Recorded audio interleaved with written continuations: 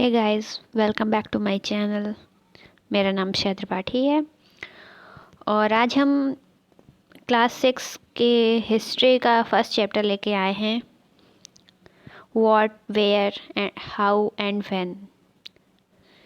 इसका हमने इंग्लिश में सीबीएसई बोर्ड का ये जो कि हमने इंग्लिश में पहले ही पोस्ट किया था। इसका नोट्स जो बच्चे हिंदी मीडियम के हैं उनको हिंदी में नोट्स चाहिए तो हम उसके लिए आज पोस्ट कर रहे हैं।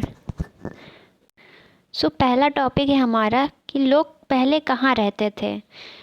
पहले लोग नर्मदा नदी के तट पर रहते थे। कई लाख वर्ष पहले लोग इस नदी के तट पर रह रहे थे। ये अपने भोजन के लिए पेड़ पौधों का उपयोग तथा शिकार भी करते थे। उत्तर पश्चिम की सुलेमान और किरदार पहाड़ियों में भी इनके कुछ अवशेष पाए गए जिससे पता चलता है कि ये लोग वहाँ 8000 वर्ष पहले रहते थे। यहाँ लगभग 8000 वर्ष पूर्व पुरुष के ने सबसे पहले गेहूँ तथा जौ जैसी फसलों का उपजाना आरंभ किया। ये पशुपालन करते थे तथा गांव में रहते थे क्योंकि वहाँ पे खेत के अवशेष मिले हैं जिनको जलाया गया है। ऐसा हमको अवशेष प्राप्त हुए हैं सुलेमान और किरदार पहाड़ियों से। उत्तर पूर्व में गारो तथा मध्य भारत में विंध्या पहाड़ियों में इनके कुछ अवशेष प्राप्त हुए हैं। ये कुछ अन्य क्षेत्र है जहाँ कृषि का विकास हुआ है, जहाँ सबसे पहले चावल उपजाया गया था। उत्तर पूर्व में गारो तथा मध्य में भारत में विंध्या पहाड़ियों में सबसे पहले चावल उपजाया गया था। इसका हमको प्रमाण मिला है। सिंधु तथा इसकी सहायक नदियाँ 4700 वर्ष पहले इन्हीं नदियों के किनारे आरंभिक नगर का विकास हुआ था। सबसे पहले लोग कहाँ रहने आए थे? सिंधु घाटी सभ्यता का हमने सुना है। सिंधु नदी के पास सिंधु घाटी सभ्यता शुरुआत हुई थी। तो सिंधु नदी के पास सबसे पहले नगरीय विकास हुआ था। गंगा तथा इसकी सहायक नदियाँ, इन इलाकों में नगरों का विकास 2500 वर्ष पूर्व हुआ जिसे मगध के नाम से जाना जाता है। जो सबसे पहला नगर था उसे हम मगध कहते हैं। वो मगध के नाम से प्रसिद्ध हुआ था। देश का नाम इंडिया कैसे पड़ा? अब हम लोग ये पढ़ेंगे। इंडिया शब्द इंडस से निकला है जिसे हम संस्कृत में सिंधु कहा जाता है। लगभग 2500 वर्ष पूर्व उत्तर पश्चिम से आने वाले ईरानियों तथा यूनानियों ने सिंधु को इंदोस तथा अथवा इंदोस और इस नदी के पूर्व में स्थित भूमि प्रदेश को इंडिया कहा।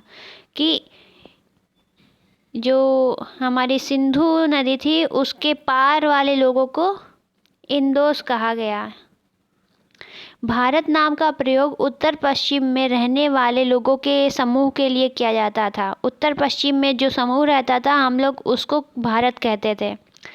इस समूह का उल्लेख संस्कृत की आरंभिक लगभग 3500 वर्ष पुरानी कृति ऋग्वेद में मिलता है। बाद में इसका प्रयोग देश के लिए होने लगा।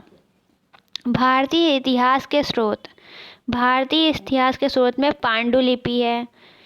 ये पुस्तकें हाथ से लिखी होने के कारण इन्हें पांडुलिपि कही जाती है।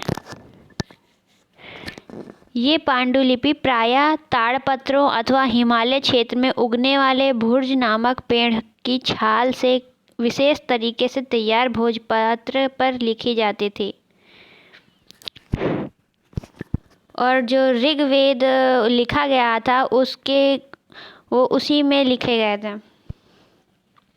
अभिलेख ये प्रमुख रूप से सोना, चांदी, लोहा, तांबा, कांसा की प्लेट पत्थर मंदिरों की दीवारों पर उकरे मिलते हैं। उत्कीर्ष अभिलेख के अध्ययन को एपिग्राफी अभिलेख शास्त्री कहते हैं। जो इन सब की जांच करते हैं उन्हें एपिग्राफी कहते हैं, अभिलेख शास्त्री। अन्य जो हमको वहाँ से प्रमाण मिले हैं, पुरानी इमारतें, मंदिरें, मूर्तियाँ, सिक्के, बर्तन, आभूषण, चित्र, साहित्यिक स्रोत आदि। ये चैप्टर यहीं पे ख़त्म होता है और आज का वीडियो इतना ही। हम नेक्स्ट वीडियो पे मिलते हैं। Thanks for watching.